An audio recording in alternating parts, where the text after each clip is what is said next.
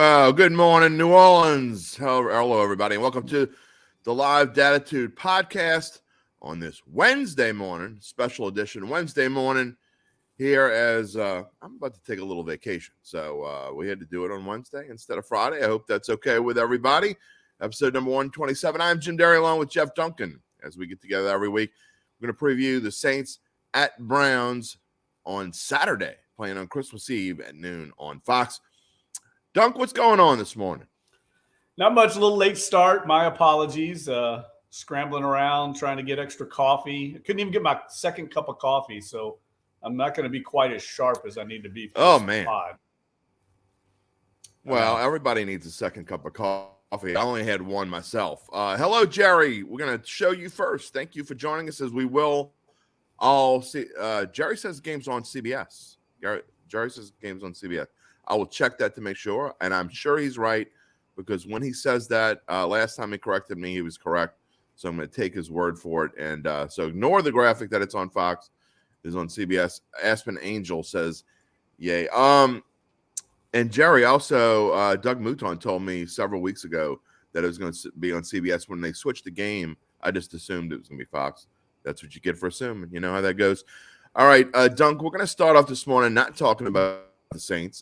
Just learned like 5 minutes before I went on the air here that Franco Harris passed away at age 72. Kind of an odd time, not odd, but an interesting time for him to pass away as they're about to hold the 50th anniversary of the Immaculate Reception, Steelers and Raiders, on Saturday night.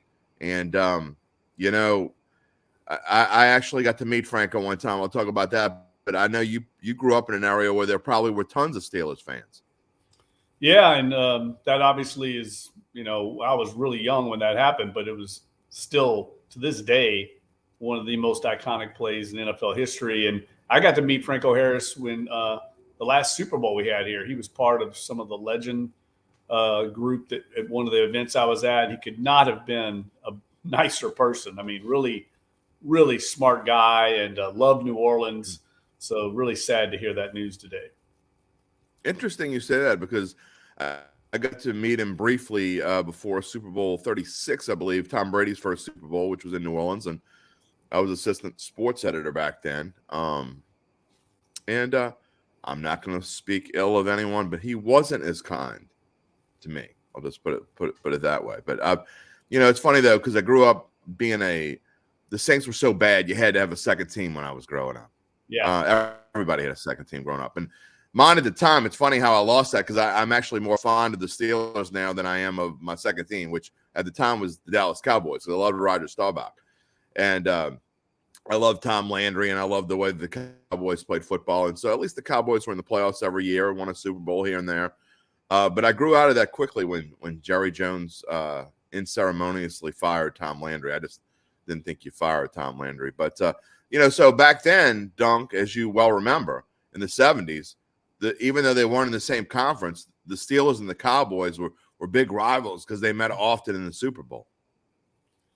Yeah, those were the dominant franchises, the Raiders as well. But Raiders, pretty much Cowboys, Steelers, and you know, I as a member of the Pro Football Hall of Fame selection committee, we've got a ton of those guys in the Hall of Fame. When you look at those teams, it's amazing how many like all-time greats were on those Steelers teams, Franco Harris being one of them. You know, Terry Bradshaw, obviously, from Louisiana Tech and Shreveport. So, yeah, they were the dominant franchises, and the Steelers to this day, I think, are still kind of they still embody the playing style, the mindset of those old Steelers teams from the 70s that kind of forged, a legacy that is endured in the league to this day. I mean, those teams, those big, huge shoulder pads and guys that wearing the neck rolls. I mean, NFL Films was made because of those Steelers and Raiders and Cowboys teams. You know, it's hard to believe, Dunk, and I know we're getting old, but that doesn't seem like that long ago. And watching Franco Harris play and Terry Bradshaw and Mean Joe Green and all those guys, and just to hear the 50th anniversary. I know I was a little kid 50 years ago. I was only 4 years old then, but so I don't remember the Immaculate Reception itself, but I remember all those guys playing together. And to think that that Franco Harris was 72 years old, and just crazy. I mean, to think that Franco Harris was 72 years old, so it's not like he died a young man. I mean, he probably died a little before his time. And I'm not sure. You know, didn't have the sound up because we're about to go in the air here, so I'm not sure what he passed away of, and I didn't know if he was sick or anything. But it just goes to show. I mean, man, we're getting old if these kind of guys are passing away. Well, and I think let's be honest. I mean, I think when those guys played back in that time, the game took a toll on them. Yeah, You don't for see sure. a lot of guys living from those eras very long, unfortunately. No doubt. I mean, I can tell you this from doing – I did a story for the Times-Picayune on the 40-year anniversary of the 1967 Saints team, the first Saints team, right? So that would have been, 2007, I guess? Yeah. I did the story, and it was staggering how many of those players had passed away. And that was, a long time ago. They just did not – a lot of them died in their 50s and early 60s. Players, I think the game was so brutal back then. We didn't know as much about, sports science and medicine, and the players, it took a toll. And I see it even to this day with the great Archie Manning. I mean, Archie, he's basically struggling to get around because of different injuries he had where he had to have late surgeries in his life. And that has taken a toll on him. All those years of getting pounded on the Superdome turf, that hard AstroTurf. I think even, not to go on a tangent here, but I think we're going to look back even on this modern turf, this modern field turf. I think eventually that's all going to go away because they're realizing that that's not even as safe as obviously natural grass. Yeah, Dattitude here on a Wednesday morning instead of a Friday. Again, I'm going to be going on vacation for about 5 or 6 days during the Christmas break. So we are doing the show early this week. I will be off on Friday. We'll be back to our regular schedule after. We're not going to have a Monday Dattitude, but if you just join and watch the live shows, we'll be back on Friday next week before the Saints-Eagles game. And if you're just joining us, we're talking about Franco Harris, who I just found out passed away. Was it late last night, Dunk, or was it this morning? Do you know? Yeah, I think it was late last night. The news just broke this morning. Okay. So if you want to leave your comments or questions, as Jerry's done here, as Angel has done, you are more than welcome to, either on our YouTube or Facebook channels. If you want to leave us a note on Twitter, you're going to have to tweet at me, at Jim Derry Jr. We'll get your comments on the air here, or we should be on the air until at least 10 o'clock, maybe a couple minutes after. That's how Duncan and I usually roll. We roll until we don't have anything else to say. And that's what so we're going to get into Saints-Browns this morning. And as we do, Dunk, it's you look at all the weird things that happened last Sunday, and just the weird things that involved the NFC South. And I had a lot of people ask me, okay, so does the Saints have a chance now? And the answer is, well, of course they are mathematically alive, but they're really not all that much better off. The only thing you could say about them winning this past Sunday and everyone else in the NFC South losing is that they're still mathematically alive, because had they not done that, they would not be. They still need Tampa Bay to lose all but one game, and they're going to need Carolina, I think, to lose another one besides the one that they play them in. So it's kind of a tough situation. So I put it this way. I said their odds improved from 1% chance to a 2% chance. So we're saying they have a chance. Yeah, and look, I mean, it's pretty bleak. I think it helped, obviously, when you saw the Bucs get out to that 17-0 lead, and then just completely implode in the second half of their game against the Bengals. I think that gave a little spark to people just because it looked really bleak when Tampa got that big lead. Carolina obviously kind of blowing one at home to Mitch Trubisky and the Steelers. So it's like no one wants to win the division, Jim. I mean, it's who's going to be left standing in this awful division. And unfortunately, the Saints, while I think they've got a chance to win at least two of these final three games, there's just so many bad teams left on the schedule. For the Bucs play the Arizona Cardinals. I think Carolina might still have a game left with the Cardinals, and the Cardinals are down to their third string quarterback. They've packed it in. Their GM's, off the field having issues. So I don't see it happening, unfortunately, for the Saints. I think more importantly, it's how do they finish the season on the field? How do they play? The playoffs are really a Hail Mary. I don't think that's going to happen. But, we saw the effort and the energy that they played with against the Falcons. Now, can they carry that over to this week? That's been the issue. They've had a few games this year where they got it all together, played well. The Rams game, the Raiders game, the Seahawks game, they rise up. And then the next week, it doesn't carry over. So that's what I'm interested to see this week. What's more important to degenerates like me is my bet is still alive. It's mathematically, it's about as alive as the Saints' playoff hopes, but the Saints need to win more than 7.5 games, which means they need to win out. They need to beat the Browns, Eagles, and Panthers, and I am a little bit richer come January the 8th. It ain't going to happen. All right, I'm not silly. Eagles? Well, I mean, the good news is we don't know how hurt Jalen Hurts is, and if he doesn't play, they certainly can beat Gardner Minshew, because I didn't realize, people talk about how good a backup is, and we're going to go off tangent here for just a second, but people love Gardner Minshew, and I even heard people say maybe he could be the Saints quarterback. Then I looked up his record, and I know he played for a bad football team in the Jags, but he's 8-16 in his career. That's not good. I mean, if you can't figure out the math, that's not very good. And he got started with a good Eagles team last year, with Jalen Hurts missed the last 2 games of the year. He played against Dallas last year and lost by like 25 points. That's not good. He's not good. So, Saints fans, I know things have been bleak at the quarterback position, but not that bleak. You don't want to bring in another guy like that when we don't, by week 6, we're talking about the Saints don't have a quarterback. So, I mean, yeah, it's like it's basically like another Andy Dalton's what he is. So, 100%. Sure yeah, he doesn't even run. I thought he ran a little bit. Huge upgrade, But here's the thing: the Eagles it's a very interesting scenario that's playing out here, because if the Eagles were to go into Dallas and beat Dallas this week, they clinch everything in the NFC. They clinch home field advantage, number 1 seed. They really don't have to play their starters against the Saints. So suddenly that game could open up if the Saints were to win against the Browns, which I think they definitely can.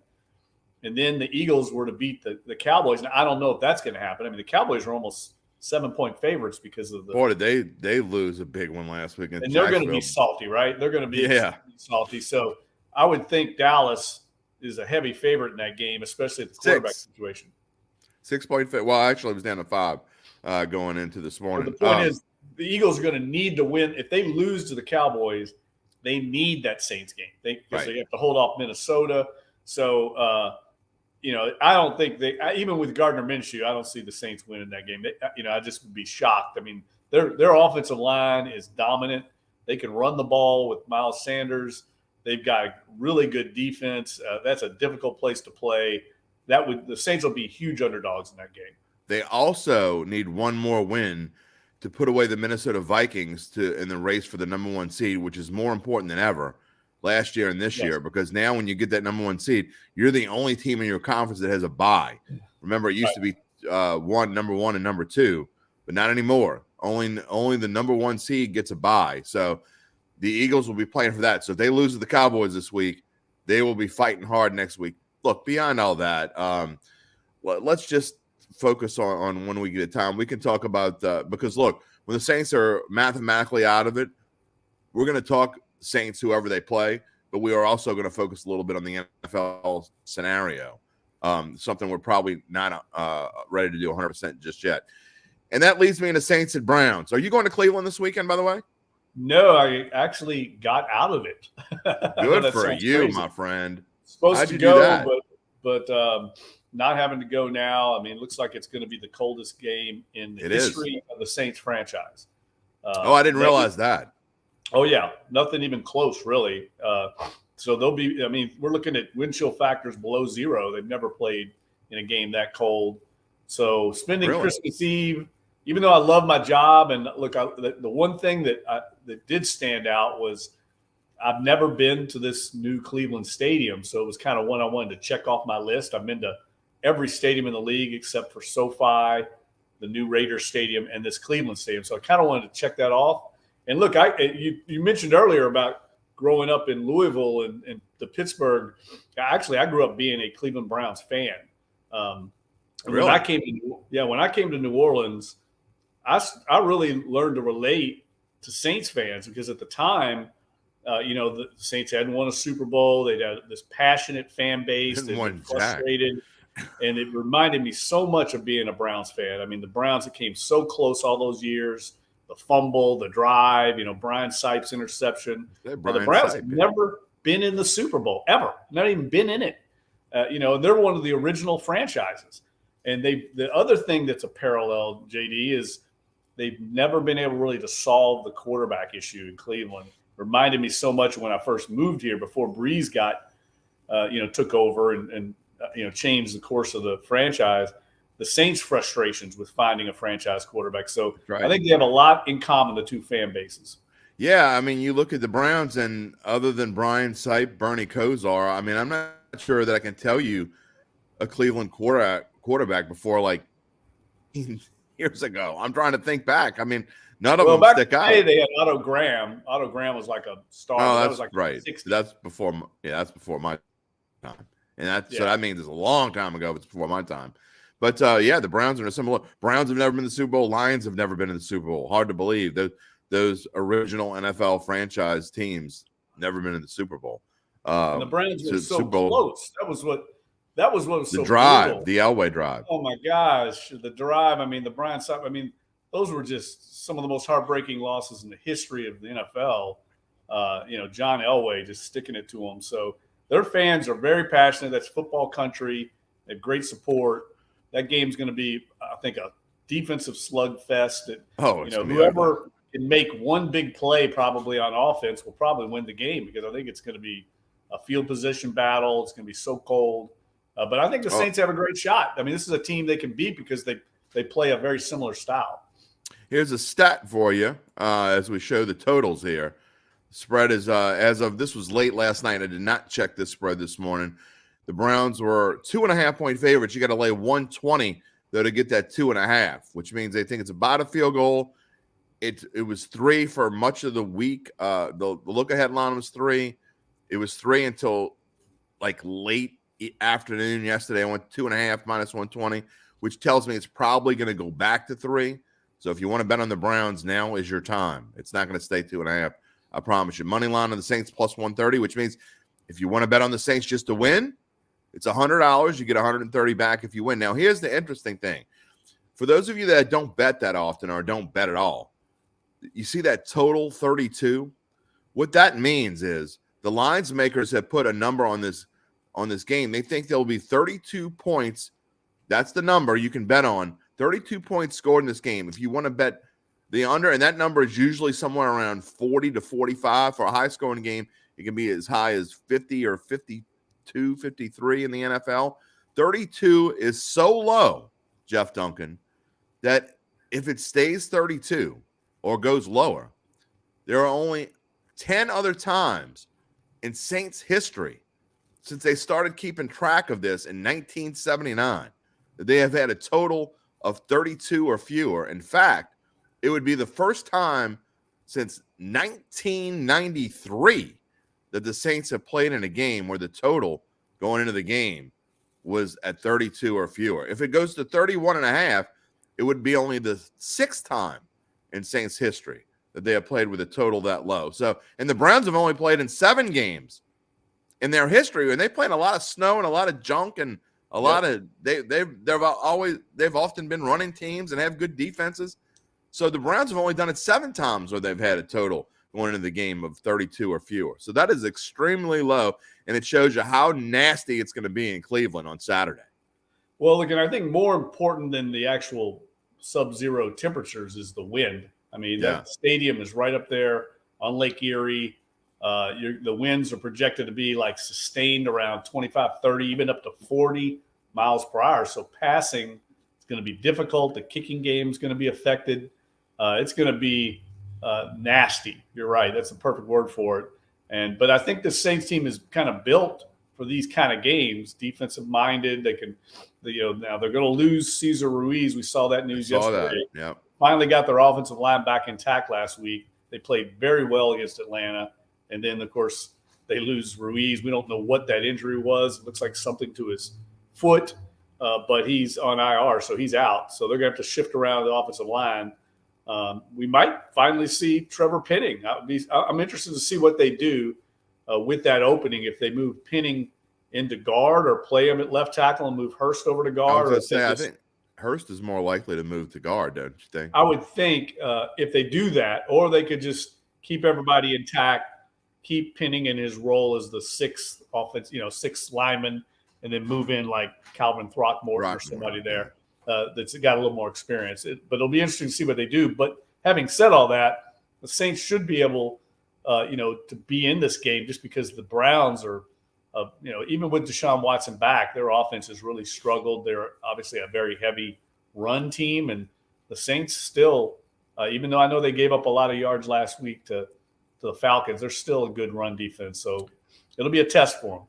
You have about 20 to 30 minutes to get in your comments or questions here on Dattitude Podcast. If you're watching on YouTube or Twitter, you can do that easily by just typing in the comments, and it shows up on our stream, and I show it on the screen. And you're more than welcome to, even if it's just a comment, you're more than welcome to say hello. If you want to do it on Twitter, at Jim Derry Jr. is where you'll find me. I'll also read that on the air. So you're saying that it is not, I have Jalen Hurts. No one cares about your fantasy team department.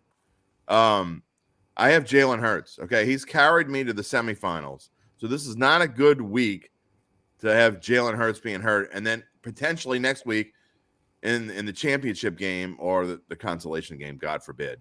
But so you're saying it would not be a good week to use Andy Dalton as a replacement? I don't think so. No, this is not a game for Andy Dalton. Not in this wind and cold. It's going to be interesting. The Saints are going up early. I think it'll be interesting to see if they try to get in a workout up in Cleveland on Friday, the day before the game. I bet they do. I know they're going to practice outdoors this week here in New Orleans to try to get, adjusted. But let's face it, no one, even the Browns, aren't going to be comfortable in that kind of weather. I mean, that's right. You get down below zero. I don't care who you are. You're not going to be comfortable. So as Jerry points out, he's pulled up the weather forecast for us: high 12, low 5 with a 30-mile-an-hour wind and possible snow. I'm going to pass. Good move of getting out of that, by the way. I don't know how you worked that, but probably the same way I worked getting out of doing some of the home games that I was supposed to do here towards the end of the road, and I ended up getting out of that. Well, look, our two beat writers, Taryn Walk and Luke Johnson, both are Wisconsin natives, so they should be fine. They're like penguins. They should be adaptable to this weather. I'm not. I'm a Southern boy. Taryn, maybe because she's still super young, but you know what happens to people that I've learned, and you're one of them, okay? What I've learned is when people move to New Orleans, one of my best friends is from Chicago, born and raised in Chicago, lived there the first 22 years of his life. I've never heard anyone bitch about cold more than this guy. Okay. I mean, you grew up where right now it's going to be like 2 degrees on Sunday, and you're bitching because it's going to be 35 degrees here. I mean, yeah, but it's way colder and my body can't take it. I mean, you're probably one of you had days where you walked outside and went to school and it was like 15 degrees outside. I mean, you're one of those that just hates the cold, don't you? Yeah. Oh, yeah. I mean, well, we got a wet cold down here, so it's a wet more cold. of a bone-chilling cold, very much like Chicago. I mean, when it gets in the 40s, as you know, in New Orleans, man, it's cold. It was cold last night. I was out in the quarter with some friends, and man, you ain't seen nothing yet. It was in the 50s, and it was cold. That's what I'm saying. Yeah. So. And my sister lives in Massachusetts. She comes home. And when she comes home in the winter, and you just came home from 8 inches of snow. What are you crying about? Well, look, and the other thing I would say that these houses here, at least, I live in Uptown. Yeah, they're different. Shotgun, they're not made they're made to be cool for the summer. That's right. So, you got these thin walls, you got raised floors, high ceilings, everything's made to cool in the summer. So they're not made to stay warm.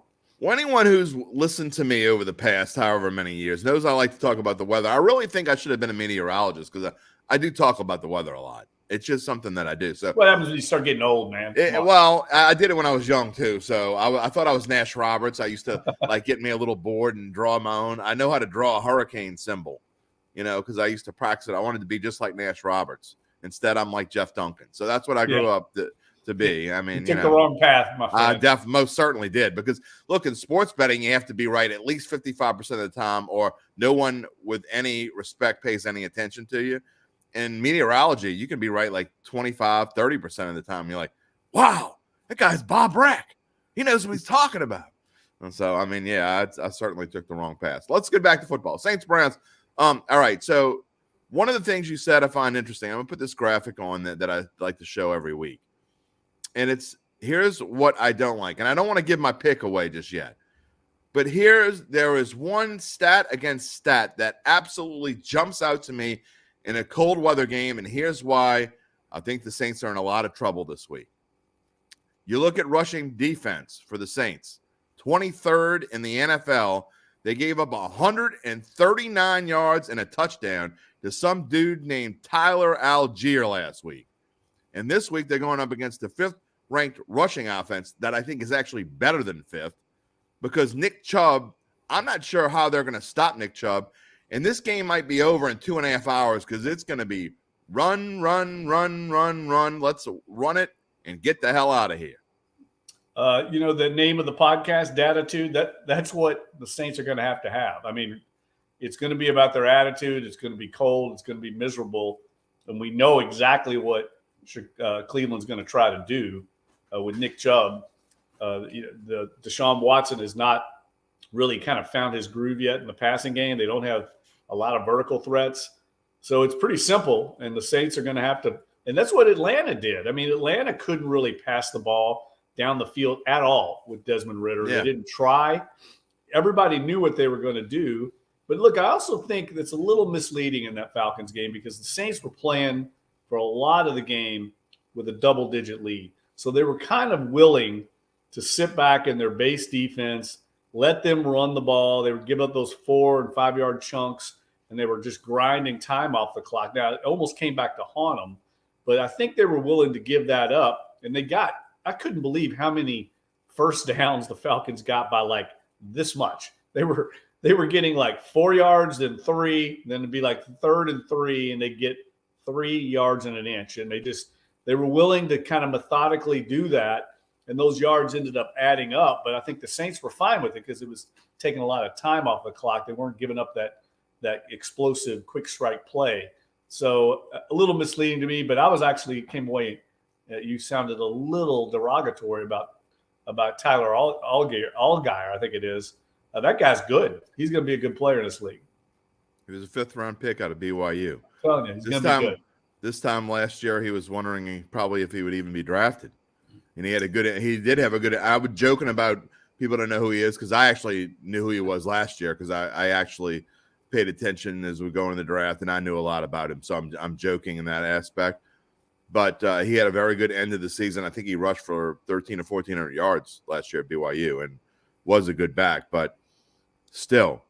He's not Nick Chubb, put it that way. He's not Nick Chubb is kind of my point. And the fact that the Falcons were able to kind of do what they want on the ground when you knew that that's what they were going to do. Cordell Patterson didn't have as good of a day, but I don't know, man. It's a little worrisome to wonder what they do because we know what the Cleveland Browns game plan is. And here's another thing that worries me. And you could tell me that I'm wrong. I would love for you to tell me that I'm wrong. I always love when people tell me I'm wrong. But another matchup, rushing offense against rushing defense. Well, I mean, the Saints don't run the ball very well, but the Browns don't stop the run either. So 21st against 25th. Here's my biggest problem with that, though, Dunk. Tell me if I'm wrong. Tell me that I'm wrong. Alvin Kamara looks just, I'm going to be nice and say disinterested, okay? Or he looks like his mind is elsewhere. And so if his mind has been elsewhere in the 72-degree Caesar Superdome, it's about 62 up at the top in the press box, but 72 on the field in the Caesar Superdome. What's he going to do when it's 8 degrees in Cleveland? Is he going to care then? Yeah, maybe this is where we see the Eno Benjamin signing or, come in because, look, I think he played with some good energy last week, but there just wasn't anything there. I mean, I don't know what the deal is, why they can't seem to open up. He did a little better, a little more. That you could tell they were trying to get Alvin Kamara involved. They used him on a jet sweep. They lined him up outside. They were moving him around a lot. There was obviously a concerted effort to try and get him the ball in space, and it was marginal at best, the results. So, look, he's got to play big this week. I mean, behind him, and we saw David Johnson came in and coughed the ball up. Oh, gosh. Awful fumble. That was brutal. It wasn't even a strip. He just lost it. Benjamin, I don't know if he's ready to play yet or not. The Saints put a lot of pressure on their backs to make reads, quickly at the line of scrimmage on pass protection and things like that. I don't know if they're willing to just throw Benjamin out there yet or not because there's just a lot on their plate. Yeah, I think they probably will, though. I mean, what do they have to lose, really? I mean, if you're in the grand scheme of things, I mean, what could you possibly have to lose here? I think there's a good chance that he will be out there. I think everyone that runs the football is going to be used because, quite frankly, unless they're just losing and they have no other choice and losing badly, I mean, I don't think Andy Dalton's going to throw more than 15 to 18 passes. Right. No, I think it's going to be. Look, I'm curious to see how the Browns handle this offensively. Watson has not. He's gotten a little incrementally better every week. A little more comfortable, but he's not putting up big numbers. No, look, they don't have a lot of great outside threats. They go to the tight end a lot, but I would think just looking at it objectively, they would have a little better chance to pass the ball. They're probably a little more used to it than the Saints do. Even though I know Andy Dalton played in Cincinnati, he's played in Chicago. I would think that the Browns practicing up there every day in Berea are going to be able to pass the ball a little bit better. So I think that this game favors the Browns. I think the Lions probably spot on. You can't prepare. Like you said earlier, you just can't prepare for this. I mean, no one can. I don't care. Maybe Aaron Rodgers a little bit. Maybe Josh Allen. He seems to thrive in it a little bit. And to some extent, like a Justin Fields, because it doesn't matter what the weather is because he just runs the ball all around. Maybe those three guys, and to some extent Tom Brady, because he did throughout his career, he's seen just about everything. But it is hard to prepare for something like this. Something you talk about, it's never happened in the history of the Saints franchise. Look, I know they play in the dome, but you go on the road, and I remember some cold games. They played in Pittsburgh one year to clinch the division or clinch a winning season for the first time in team history. It was super cold that game. I remember there were some other games where they played in snow games. Doesn't happen a whole lot, but to say that it's the first time it's ever happened in a 55-year history of a franchise is saying something. So I just don't think anybody can be prepared what they're going to go out and face on Saturday in the elements of Cleveland, Ohio. And look, I don't think either team really. I mean, the Browns are kind of in a similar boat playoff-wise. I don't think they've been officially eliminated, but they're pretty much they're like out. The Saints. Yeah, they're pretty much like the Saints. So, you're not facing a team that has to have the game, but this game is going to come down to simple, I think, want to. Use the whole Les Miles line. What's your want to? Because you're going to have to really be motivated to play in these conditions. And that's why I think it'll be interesting to see how the Saints come out because they definitely were motivated against Atlanta last week. They played very inspired football. They almost gave it away. Luke Johnson wrote a very good story about some of the problems that we've seen chronically with this team this year of getting a lead and then just kind of starting to lose focus and making mistakes, not putting the opponent away, and almost came back to haunt them again on Sunday. We saw games like this twice against the Bucs, also against the Bengals, where the Saints had leads and couldn't hold off the opponent. And, look, if they don't poke that ball out right there, it didn't look They're not going to win.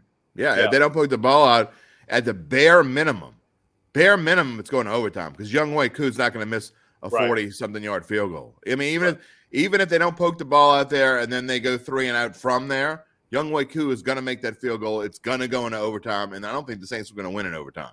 So the Saints probably don't win. So another case of the opposite of Sean Payton, not finishing strong. I know there are some people that don't want to hear Sean Payton's name anymore and don't want to compare Dennis Allen. Dennis Allen hates being compared to Sean Payton, I'm sure, but too bad. That the legacy of this franchise. I mean, we realize how much you miss whether Dennis Allen he just happens to be the guy that follows Sean Payton. And I know no one is going to be that. But one characteristic that Saints teams had under Payton was finishing strong. And this team has had chances to win other games. Just, if you think about, and you can play, people don't want to play the what if game, but some people can't help think about it. You think about how this season would be different right now had 10 minutes of a game going differently in Tampa Bay. If they win that game, and I mean, their odds of making the playoff go from like 2% to probably like 60 to 65%, because they are now the overwhelming favorites to win this division. Because not only would they be 6 and 7? Oh, they would be right now 6 and 8, I guess. But Tampa Bay would only have 5 wins, and they'd have the tiebreaker over them. So the Saints would be in position that Tampa Bay's in right now had they just held on and won that damn game. And the fact that they can't finish is a major problem. Well, to me, where I see a difference, and again, I'm obviously going to bring up Sean Payton because that's you can't help it. Yeah, it's the standard that we've all seen here for the last decade and a half. The difference I see is that the standard that he holds the team to. That's right. I think they're now up to 24 false start penalties. Yeah, there's no way Sean Payton would allow that to happen. Players would have a lot more focus. They would, I think, have a lot more fear about, sometimes, instilling fear in people is not a bad thing. And I think Sean Payton, his attention to detail and what he forced his staff, how he forced them to hold a high standard and set the bar. We're just not seeing it on a day in, day out basis or a game in, game out basis with this team. And those little things, the false starts, and all of a sudden, what was it the other day? They had a second and an inch and they ended up 4th and 17. That's just awful football. And it's the stuff that's haunted this team all year. And I think it's not just a reflection on the coaching staff, but also a reflection on the leaders on this team that have let this coaching staff down because they're not setting the standard on the field. And I don't know, again, I've said this 100 times. I don't know how that changes with Dennis Allen in charge. And I'm not rooting for, again, I've also said this, I'm not rooting for anybody to be fired. I've been fired over the last 11 years 3 times, and I'm like a cockroach. I keep coming back. They keep bringing me back. So I know what it's like to not have a job. And I get it's different from Dennis Allen, who probably has enough money to live the rest of his life. But it's no fun whether you have money or don't have money to be fired. So I don't root for anyone to be fired. But, man, I just don't know how that mentality that you just talked about, I don't know how that changes with Dennis Allen in charge. But we're going to find out because I'm with you. I'd be shocked if he's fired. I think there will be major changes to this coaching staff. I think Pete Carmichael is probably going to resign. I don't think he wanted that job in the first place. And I think there'll be other changes, especially on offense. But Dennis Allen's not going anywhere unless something crazy happens. And again, stop putting the Sean Payton maybe coming back. He might come back to coaching, but he's not coming back to New Orleans. He knows what he left in the first place. Bill Leota says the Saints should have been at least a 10-game winner this season on paper. Dennis Allen and his coaching staff are clearly to blame. He needs to go. I mean, again, he's not going anywhere, Dunk. I'm almost certain you're in agree with me that he will be the coach next September on the sideline. I mean, I think it's in all likelihood. I don't think it's beyond the possibility. I mean, if this thing bottomed out, they lost their last 3 games. I mean, I think there's a possibility they could move on. But the only way I see they move on from Dennis Allen is if they know they can get Sean Payton back. I think it's strictly that scenario. That's the only scenario I see them moving on from DA is if somehow through back channels they have heard that Sean Payton would come back to New Orleans, which I've already written he would. But it's a matter of would they do it to Dennis Allen. I don't think if they finish with 2 wins, even maybe 1 win here, 2 of their final 4, I think that's enough for them to keep him on board. I think the other thing that's people aren't realizing is there's a league-wide kind of push. I don't know if you saw that story where the league sent out a memo to every team in the league with a number. I can't remember what it was. It was hundreds of millions of dollars that the league teams members have paid to fired coaches that now are not even coaching anywhere. There's just hundreds of millions of dollars going to these coaches that already moved on from. So I think that internal pressure as well from the league to like not be rash with coaching decisions may play a factor as well. Here's the thing though, and this is going to sound the wrong way, and I'm sorry that it's going to sound the wrong way, but it's the truth. Sean Payton doesn't give a rat's ass about what happens to Dennis Allen after. I mean, if he really wants to come back and coach the Saints, and the Saints really want him, he's going to come back. It doesn't matter. I mean, I'm just look. frank. I think he's going to. The way I've tried to tell people is he would consider it. So there's a difference. Right. It'll be whether he wants to or not. It won't be what it does to Dennis Allen is my point. Right. But what I mean is he would consider it along with whatever other options. He's going to see what other options are out there. So it's not as cut and dried as, hey, if we move on from DA, will you come? Which is what, if I'm Mickey Loomis and Gail Benson, that's the answer I want to know. Oh, if I'm Mickey Loomis and Gail Benson, I've already asked that question. So right. they know at least whether he's even semi-interested. Well, they already know that. He definitely is open to it. I know that. So okay, well, but again, let me just finish. Go ahead. What if the Los Angeles Rams job opens? That's a big job with big money. So I'm just saying, like, it's not.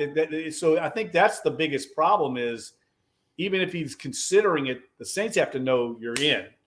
They have to know you would come here, not you might come here, because they can't move on from Dennis Allen and not get Sean Payton. That's the crux of this dilemma.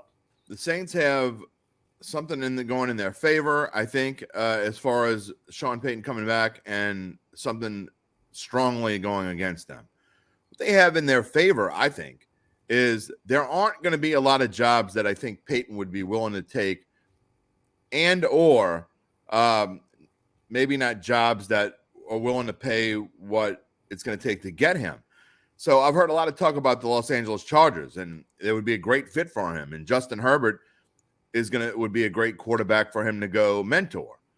The problem with the Chargers is the Chargers are notoriously cheap. They're not going to spend what it takes to get a Sean Payton, and I'm not 100% sure that they're going to even be willing to get out of the contract they have with Brandon Staley that I think runs for like 3 more years. So I'm not sure they're going to be willing to spend that kind of money. They're also probably going to end up about 11-6. I mean, you look at I think their final 3 games are the Cardinals, the Colts. They're going to lose this week. They're going to lose to the Colts this week. Cardinals, Colts, and Broncos. Maybe the three of the 5 worst teams in the league, I would say. 3, they're at least 2 of the 5. So, I agree, but I wouldn't be surprised if they lost 2 of those 3. And then what do you do? I don't think so. I think if they were going to lose, they were going to lose to the Titans last week. And I think they're going to lose to the Colts this week in Indianapolis, Monday night game.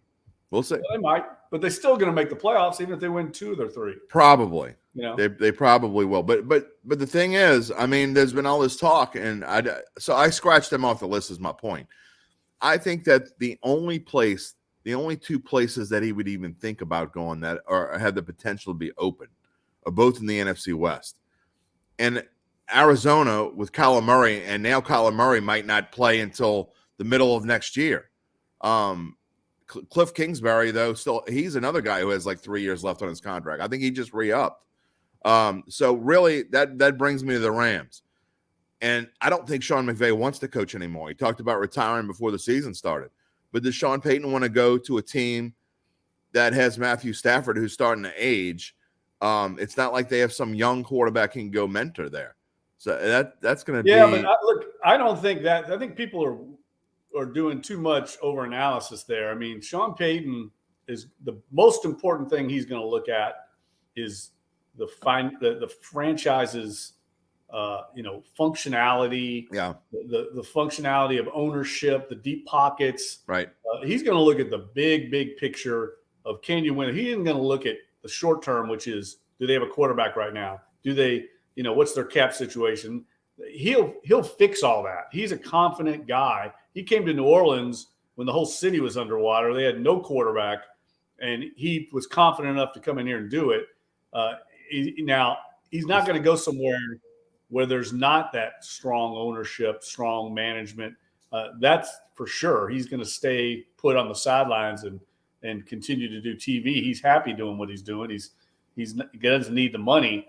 But I think if like the Rams with Stan Kroenke, who's one of the richest people in the world, you got a major league stadium out there. There's a lot of things why I think he'd consider the Rams over the Chargers. You make a good point about ownership there.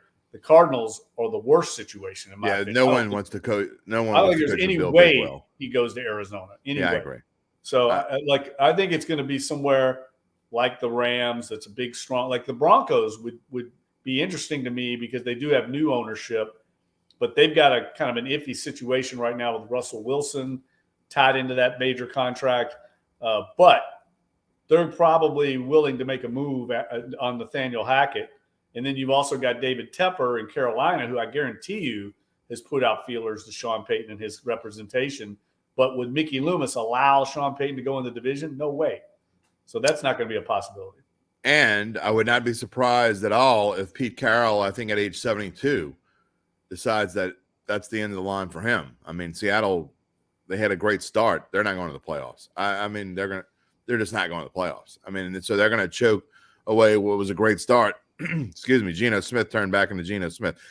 I think it's this. I think it's Rams, Saints, or nothing. I think it's Rams, Saints, or he spends another year on the sideline. And I think if I had to pick one, I think he spends another year on the sideline. I do too. I think more than likely he doesn't coach anywhere. I think I know he wants to coach somewhere, but I would be surprised if he takes a bad job. Yeah, I think it's going to be I know people joke about this, but Dallas is one choke job away from losing its coach. Jerry Jones, who knows when he could pull the plug on Mike McCarthy. He knows what he's going to do. Yeah, I mean, 100%. I think it's a big game for Mike McCarthy this week. I mean, I agree 1,000%. They need to beat the Eagles and show that last week was a fluke. Okay, Dattitude podcast. Jim Derry, Jeff Duncan here on a Wednesday morning instead of a Friday. We're going to be on for about another, I'd say, 7-8 minutes because we're going to come back to the Saints. We're going to give our predictions. If you want to give your prediction, you can do that in the comment stream. We will show it on the air and talk about it. I want to spend 3 minutes, Dunk, 3 minutes. And again, after the Saints are done, we're going to spend a lot more time on the Pelicans. I know a lot of people want to hear about the Pelicans. We're just going to spend 3 minutes, and then we're going to come back to the Saints for our final predictions. But you talk about the Pels. It's been a rough stretch for them. They win 7 in a row, and now they've lost 4 in a row, a couple of them in heartbreaking fashion. They're showing, to me, this little stretch shows they're right on the precipice of being one of those great teams, but they heard on TV who's the best team in the West now. We know how much this changes this time of year. Oh, the Pelicans are the best team in the West, and then they go lose 4 in a row. Got to get out of that. I think they just need to turn off the TVs and turn off the radios and turn off people like me and you and go back to playing the basketball they were playing. Yeah, the disappointing last 4 games for sure. I think you're exactly right. Kind of had their heads in the cloud a little bit and paid the price for it. And they played some good teams. But to me, the glaring deficiency right now is on the defensive end. That's just an area they've got to improve in. I think Willie Green's got to improve in it. I mean, they've got to be better on that end of the floor. They've had a number of games where one guy has just gone off on them. And you've got to get the ball out of that guy's hands, whether it's Jordan Clarkson or Lauri Markkanen or I think Devin Booker lit him up for 40, 50 points. It was like 56. Yeah, it's a crazy number. And so the other night, obviously Giannis did, but I mean they have this tendency to let one player go off, and you see good teams around the NBA, they get that ball out of that guy's hands and have an ability defensively, put up a wall against Giannis. We didn't see a wall at all the other night. That's how everybody in the league plays Milwaukee. So they've got some room to grow, both in the staff and on the court, and they've got to get Brandon Ingram back. I don't know what is going on. This toe injury or whatever he has lingered far too long. I'm sorry. He's been hanging out with Michael Thomas. It's brutal. I think he's missed now 11 games with a sprained toe. We've talked about this before. It's the same medical staff. You can take it for whatever it's worth. It's I don't the think same it's the medical staff. I think it's the player. I'm sorry. I don't disagree with you. You know, but it's the same group of people who are allowing these sorts of injuries to just linger on and do whatever. But back to your point about defense, Dunk, those numbers on the screen prove your point. Bucks 128 points, Suns 118 points, Jazz, and I know went in overtime, but 132 points. You can't be allowing those kinds of numbers and expect to win big basketball games. Now, look, they're going to probably skew things this week because they play the Spurs, the Thunder, and the Pacers, and you look at those records. Not only do none of them have a winning record, but two of them have awful records. The Spurs are 10-20, the Thunder are 13-18. I mean, that's just flat out terrible. So don't get too excited about what's coming up. They've got to find a way to fix that defense, and to me, almost fix it quick because after the calendar turns, it starts getting real. Yeah, look, they got to get these next 2 to 3 games for sure, and then they're fine. They'll be in good shape. Probably get Ingram back, but I think this team's still got to move in them somewhere around the trade deadline. Yeah, I agree. To fix the roster a little bit, but they should be better defensively. They've got guys like Herb Jones and Valanciunas. I mean, they've got guys that should be better defensively than what they're showing. Their team defense is where it's lacking, and that goes back a little bit to the basketball IQ and the maturation of this group as a unit, and the fact that you constantly have a guy out like Ingram. It's just hard for them to build a cohesion on the defensive end of the court when you're missing key players like that. Yeah, unlike their brothers, the New Orleans Saints, they have plenty of maneuvering that they can do. They have draft picks out the wazoo. They have space financially to be able to make moves. They will make a move. This team is going to make a move some kind of way.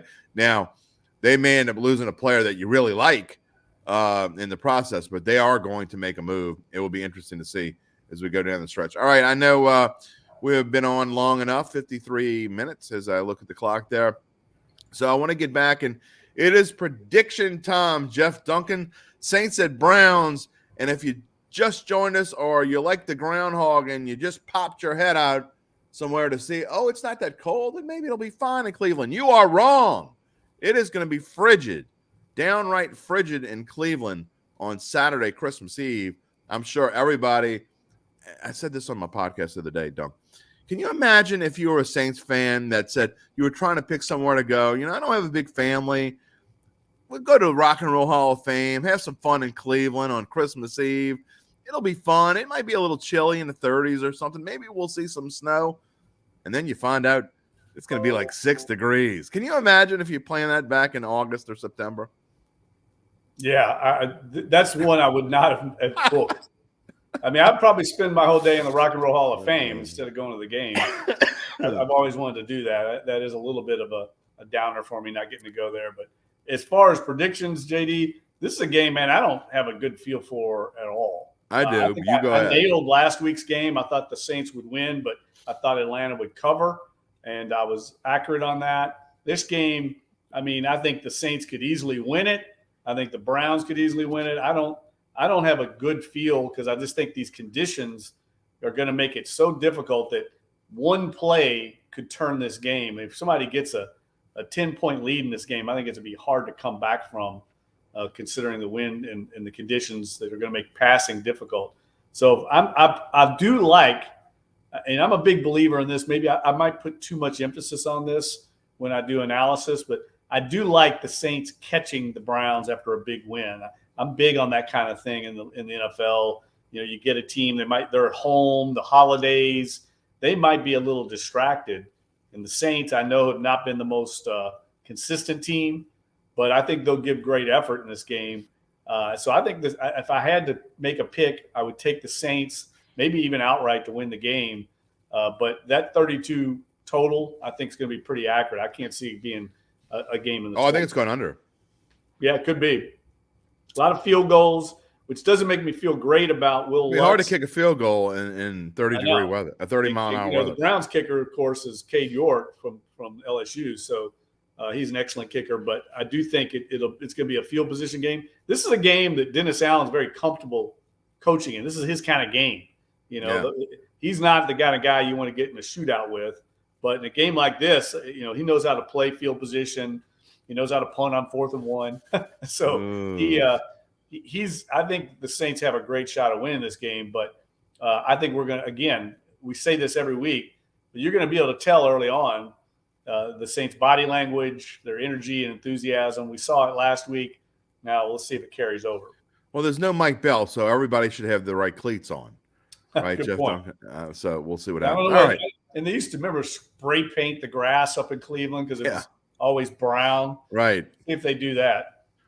I've not seen what uniforms they're wearing yet. So I looked yesterday and they weren't on there yet. So we'll have to wait and see what happens there. All right. I, unlike Jeff Duncan, do have a good feel for this game, and you're probably not going to like it. For the first time this season, a game involving the New Orleans Saints is in my NFL best bets of the week in my NFL picks column, which you can see this morning on bet.nola.com. We've had an interesting stretch where I've either done really well with my best bets and not as good with the rest of my picks, or really poorly with my best bets and really good with the rest of my picks. So trying to get out of that, trying to get them all right. Of course, you don't want me to be right here because I don't think this is a good matchup for the Saints at all. I would lay, not only would I lay the 2.5 if you want to bet on it, I think the Browns are going to win this game by double digits. I just don't think this is and here's the thing that sticks out. We talked about it. Russian defense, 23rd against 5th. Nick Chubb is going to have himself a day. I don't think there's going to be 30 passes, period, in this game. I'm talking about total, Dunk. I don't think there's going to be 30 total passes in this game. As we see, Jerry says he thinks it's going to be 17-10 Saints. I think that's the right ballpark. I predicted 16-6 in my column, and that's with 2 missed extra points. I think Cade York is going to kick a field goal, but he's going to miss an extra point. I think Will Lutz is going to miss an extra point. It is going to, because I do think the Saints will score. I think they'll be in it till the end, but I think Nick Chubb is going to wear this defense out. I like the under, but I just don't know. And whenever it comes down to, I talked about Alvin Kamara being disinterested. I don't see how he's going to be interested in 6 degrees. So will Taysom Hill be able to do anything? Are they even going to try to do anything with him? Because one week they use him a lot, and they used him a lot last week. The next week they don't use him at all. I just don't know. I don't. Got to be a big Taysom Hill game. This game's made for Taysom Hill. I couldn't agree more, and I don't think they will. I think they'll try to outthink themselves. Hennessy says he hopes this is the game the Saints learn that Dennis Allen is not the right coach for us. Well, if they haven't learned that by now, I mean, do you really need game number 15 of the season? I mean, I don't think it's going to change anybody's opinion. And I agree with Jeff Duncan. The coach of the Saints next year, I think there's a 90% chance it's Dennis Allen, and there's a 9% chance it's Sean Payton, and a 1% chance it's someone else.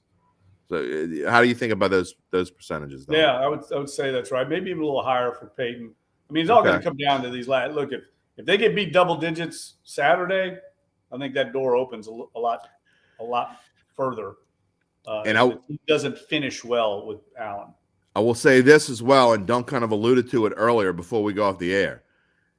If you have any hopes at all that the Saints win the rest of their games and you get over 7.5, like I do, or you are harboring any inkling that the Saints have a chance to make the playoffs, not only are you rooting for the Saints to beat the Browns on Saturday, but you're also a huge Philadelphia Eagles fan. You want the Eagles to put this thing away, and so they don't have to think about using Jalen Hurts. They've got some other starters that are like really close to needing to sit out, much less. So if they get a chance to sit these guys for 2 weeks, like the Saints did back in 2009 when they won the Super Bowl and lost their last 3 games. But if they get a chance to put this thing away and clinch that number 1 seed, they're not going to play anybody next week. I promise you. So yeah, people have been talking on social media about the Saints, that first round pick and the Eagles going to win. That's going to be so low on the priority scale. Exactly. We're talking about the difference of maybe being the 8th pick and the 12th pick or something like that. That's not going to factor into the No equation. one's thinking about when that. you have a chance to win a Super Bowl right now, you want your 100%. players to be healthy. So I agree 100%. If the Eagles wrap it up, even if they start most of the regulars against the Saints, anybody with any type of health issue is going to sit or not play very much at all. So that game suddenly opens up a little bit if the Eagles win against the Cowboys, and the Saints have to win, obviously. Well, there's proof that no one really thinks about that at the end of the season. I mean, there are some teams there are some owners that probably care about that, but for the most part, 80% of them don't. No. And proof last year is, you remember the Jaguars, the Jets, and I think the Texans were all fighting for the number one pick in the draft last year, and two of them won. I don't even remember what two that there were, but two of them won like the second to last week of the season. And so it's just proof that they don't care about that. They want to win. And like Herm Edwards says, you play to win the game. They do.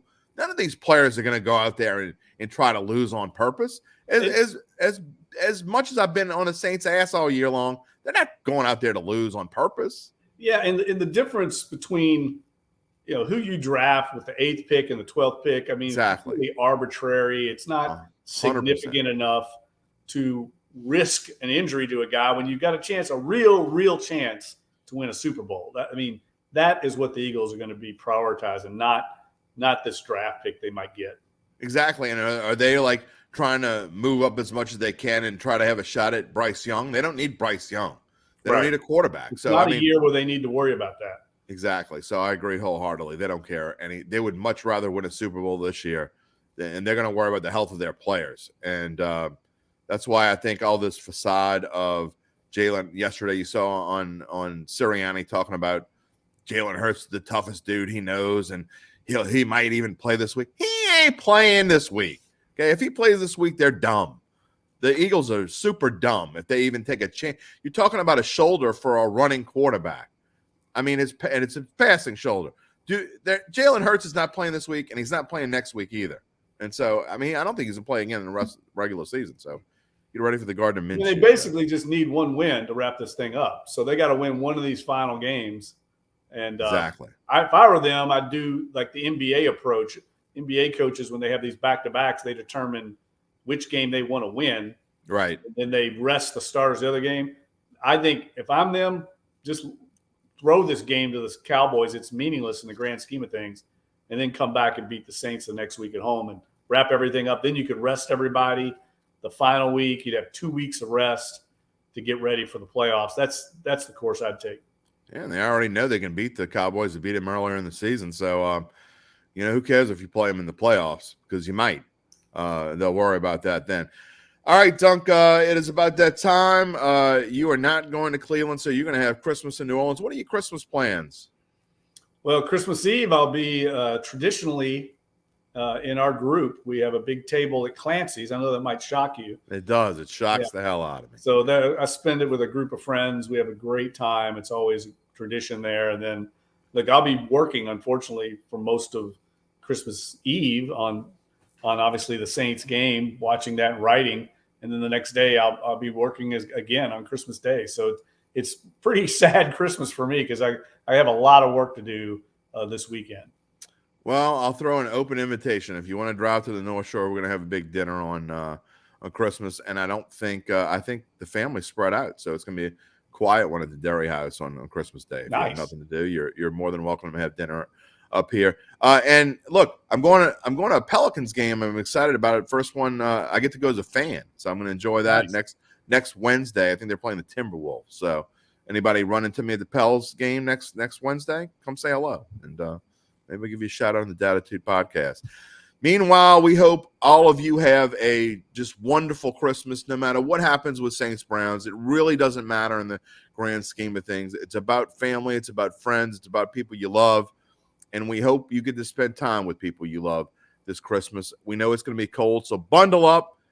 And, the closer you are to someone, the warmer it is. When you're married as long as I am, as I've been, you just have to bundle up because you don't get a chance to do that all that much. That's a whole nother story. Nobody wants to hear about that. All right, we're gonna run. Merry Christmas, everybody. We'll talk to you soon. Dunk, Merry Christmas to you, and we'll talk to you a week from Friday. Yeah, Merry Christmas, JD. Everyone out there, Merry Christmas. See you on the other side. And lastly, you can get this Dattitude podcast. We will have Uncle Big Nick coming on after this on the taped portion of the Dattitude podcast. Find it wherever you find your podcast. We'll talk to you next week. Enjoy the weekend.